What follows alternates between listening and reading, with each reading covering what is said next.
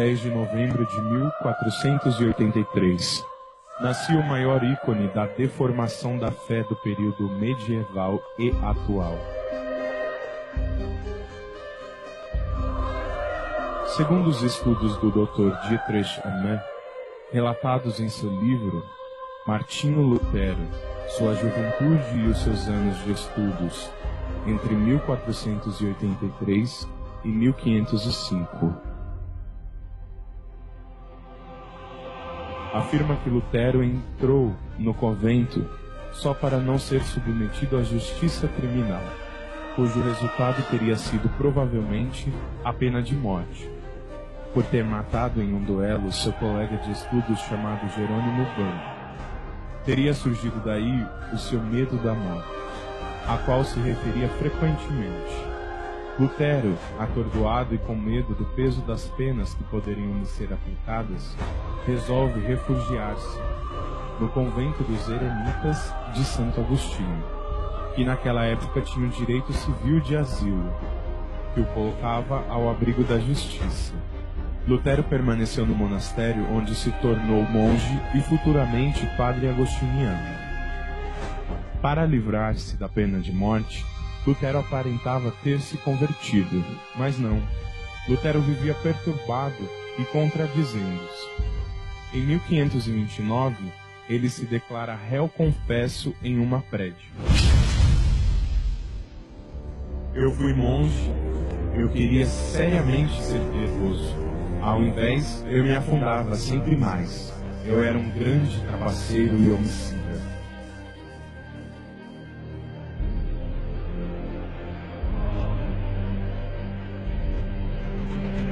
E em um discurso transcrito por White de Trash, afirma: eu me tornei monge por um desígnio especial de Deus, a fim de que não me prendessem, o que teria sido muito fácil, mas não puderam, porque a ordem se ocupava de mim.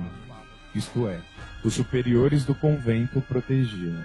Como é facilmente perceptível nos textos até então citados, Lutero foi réu de um homicídio que cometeu quando era estudante em Erfurt. Mas qual seria o motivo? Segundo alguns dos seus biógrafos, o motivo teria sido o despeito por ter o seu colega obtido melhor nota nos exames. Pouco tempo após sua ordenação sacerdotal, em 31 de outubro de 1517, foram afixadas as famosas 95 teses na porta da igreja do castelo de Wittenberg. Após a descrição das 95 teses, havia um convite aberto ao debate sobre elas. O que nos chama a atenção das 95 teses de Lutero é a contradição que ele teria com suas futuras pregações públicas.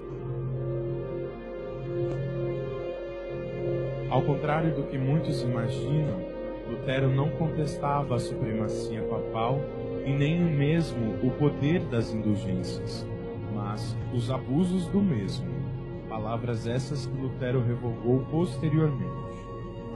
Vejamos na tese de número 51. Lutero defende o Papa. Deve-se ensinar aos cristãos que o Papa estaria disposto, como é seu dever, a dar do seu dinheiro àqueles muitos de quem alguns pregadores de indulgências extorquem ardilosamente o dinheiro, mesmo que para isso fosse necessário vender a Basílica de São Pedro. Na tese de número 17, Lutero defende a crença nas indulgências. Seja excomungado e amaldiçoado quem falar contra a verdade das indulgências apostólicas.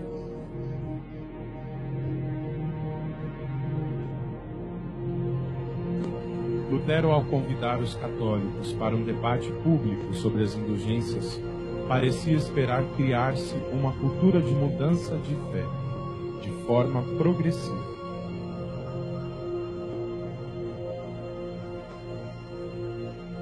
No debate de Leipzig, em 1519, um dos debates públicos de Lutero, estava clara a intenção de Lutero de não aceitar nada do que fosse contra o que ele planejara.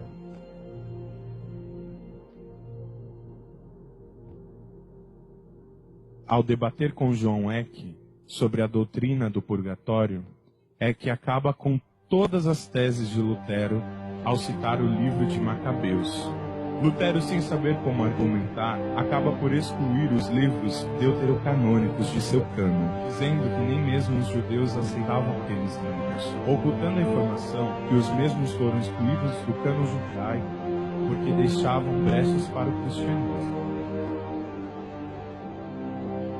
Lutero pensou em fazer o mesmo com a carta de Tiago, cujo ele chamou de carta de palha, porque a mesma diz claramente: assim também a fé, se não tiver obras, é morta em si mesma, que contrariava o princípio de sola fide, que ele defendia e que hoje todos os protestantes defendem.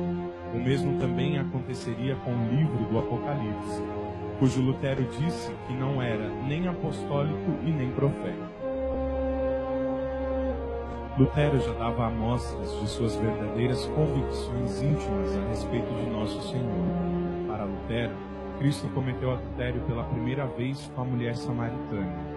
Cristo não tomou sobre si só uma condição humana geral, mas submeteu-se ao diabo e concordava com o diabo de alguma forma.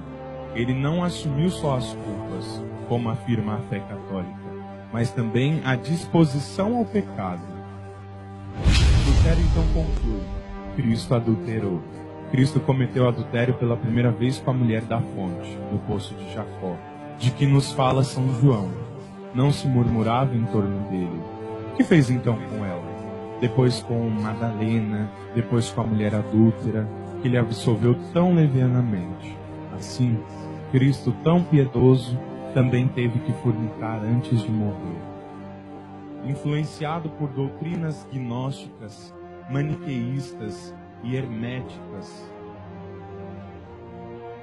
Lutero exprimia-se continuamente de maneira dualista, opondo e confundindo Cristo e Deus, Deus e o diabo, e mesmo a dupla natureza de Deus. Deve-se conceder uma honra de divindade do diabo e eu devo atribuir a diabolicidade a Deus.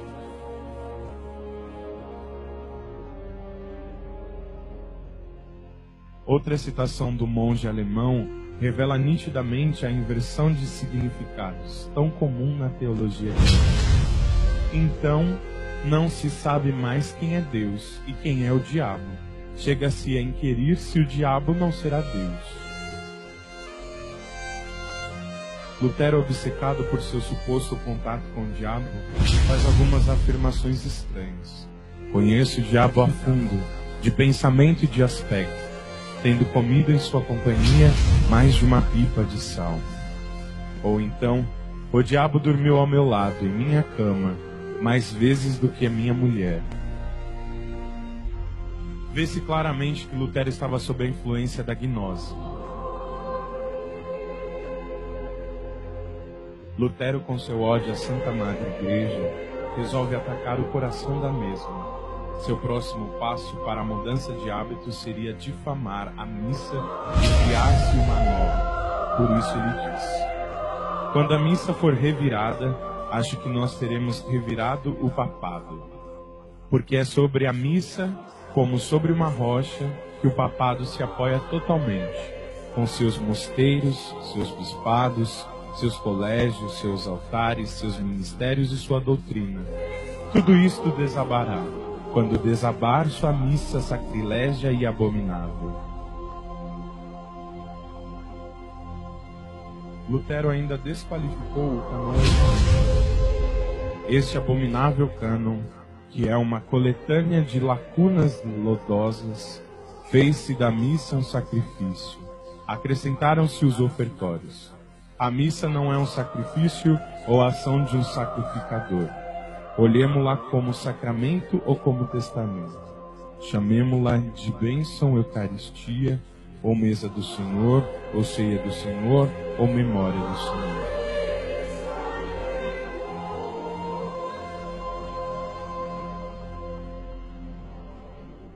A tática a seguir para a implantação da sua nova missa, segundo o mesmo era: para chegar segura e felizmente ao objetivo, é preciso conservar algumas cerimônias da antiga missa, para os fracos que poderiam se escandalizar com mudanças demasiadamente bruscas. E qual era a intenção? Lutero queria ser tratado como Papa, queria ter os mesmos poderes do Santo Padre. Quem não crê como eu é destinado ao inferno. Minha doutrina e a doutrina de Deus são a mesma coisa. Meu juízo é o juízo de Deus. E para isso pregava a intolerância ao papado. Sim, eu digo, todas as casas de tolerância que entretanto Deus condenou severamente, todos os homicídios, mortes, roubos e adultérios são menos prejudiciais que a abominação da missa papista. Para conseguir fomentar sua reforma, Lutero dá apoio integral aos judeus, na esperança de que os mesmos se convertessem à sua recente religião. Entretanto, passaram-se anos e os judeus não se convertiam. Lutero escreve em janeiro de 1543 um tratado escrito chamado Sobre os Judeus e Suas Mentiras. Nele, Lutero deixa claro seu antissemitismo. Finalmente, no meu tempo, foram expulsos de Ratisbona, Magdeburgo e de muitos outros lugares. Um judeu, um coração judaico, são tão duros como a madeira, a pedra, o ferro, como o próprio diabo. Em suma, são filhos do demônio, condenados às chamas do inferno. Os judeus são pequenos demônios destinados ao inferno. Queimem suas sinagogas. Negue a eles o que disse anteriormente. Force-os a trabalhar e trate-os com toda sorte de severidade. São inúteis. Devemos tratá-los como cachorros loucos, para não sermos parceiros em suas blasfêmias e vícios, e para que não recebamos a ira de Deus sobre nós. Eu estou fazendo a minha parte. Resumidamente, caros príncipes e nobres que têm judeus em seus domínios, se este meu conselho não vos serve, encontrai solução melhor, para que vós e nós possamos nos ver livres dessa insuportável carga infernal, os judeus. Lutero, ao chegar ao fim de sua vida, parece estar angustiado com o nível de velocidade das mudanças da doutrina protestante e afirma: este não aceitar o batismo, aquele nega o sacramento, o outro põe um mundo de diferenças entre este e o último dia. Alguns ensinam que Cristo não é Deus, outros ensinam isto e aqueles outras coisas. Existem tantas citas e credos como existem cabeças. Nenhum aldeão é tão rude como quanto tem sonhos e fantasias que creem haver sido inspiradas pelo Espírito Santo e ser um profeta. Nesta citação, Lutero mostra-se insatisfeito com a multiplicidade da verdade que o protestantismo diz ter. Ora, se o próprio pai do protestantismo já achava isso, o que diríamos nós católicos? A morte de Lutero é objeto de muita discussão. Uma das maiores probabilidades é que ele cometeu suicídio. Fato esse que é afirmado tanto por católicos quanto por protestantes. Ambrósio Kutfeld, que foi seu criado e posteriormente tornou-se médico. Martinho Lutero, na noite que antecedeu sua morte, se deixou vencer por sua habitual intemperância, e com tal excesso que fomos obrigados a carregá-lo totalmente embriagado e colocá-lo em seu leito. Depois nos retiramos ao nosso aposento sem pressentir nada de desagradável. Pela manhã voltamos ao nosso patrão para ajudá-lo a vestir-se, como de costume, mas que dor. Vimos o nosso patrão Martinho pendurado de seu leito e estrangulado miseravelmente. Tinha a boca torta e a parte direita do rosto escura, o pescoço roxo e deformado. Diante de tão horrendo espetáculo, fomos tomados de grande terror. Corremos sem demora aos príncipes, seus convidados da véspera, para anunciar-lhes aquele execrável fim de Lutero. Eles ficaram aterrorizados como nós, e logo se empenharam com 1000 promessas e juramentos que observássemos sobre aquele acontecimento eterno silêncio, e colocássemos o cadáver de Lutero no seu leito, e anunciássemos ao povo que o mestre Lutero tinha improvisamente abandonado esta vida. Este relato do suicídio de Lutero foi publicado em Anversa, no ano de 1606, pelo sensato Segúlius. Lutero é mais um dos inúmeros casos de manipulação da história, onde tenta-se uma campanha de descrédito à Santa Madre Igreja Católica Apostólica Romana.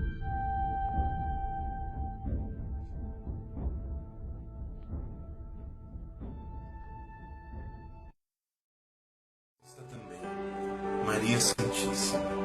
Inquisição, a história não contada. Católicos, voltem para casa. Católicos idólatras, padres católicos e